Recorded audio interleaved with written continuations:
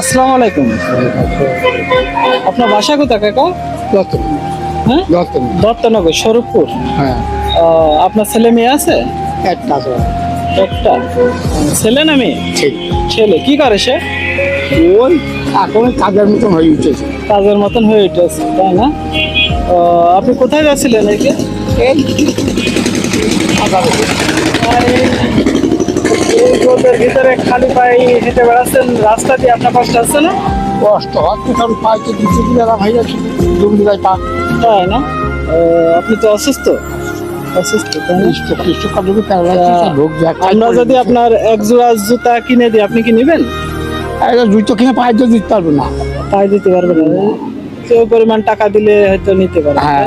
এটা কাজে লাগলো, ওষুধ খাইলেন। ওষুধ খালাম, আমার তো ওষুধ লাগে মাসে 1000 টাকা। 1000 টাকার ওষুধ লাগে, তাই? আচ্ছা, এক জোড়া জুতো কত টাকা নিতে পারে টাকা?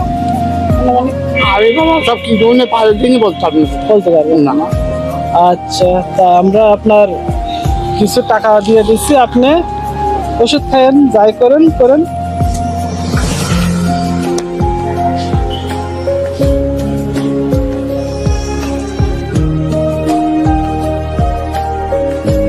500 টাকা আপনাকে দিলাম। হ্যাঁ, আচ্ছা, ঠিক। আর দোয়া করেন আমাদের জন্য। আচ্ছা, ঠিক আছে। আল্লাহ হাফেজ, যান।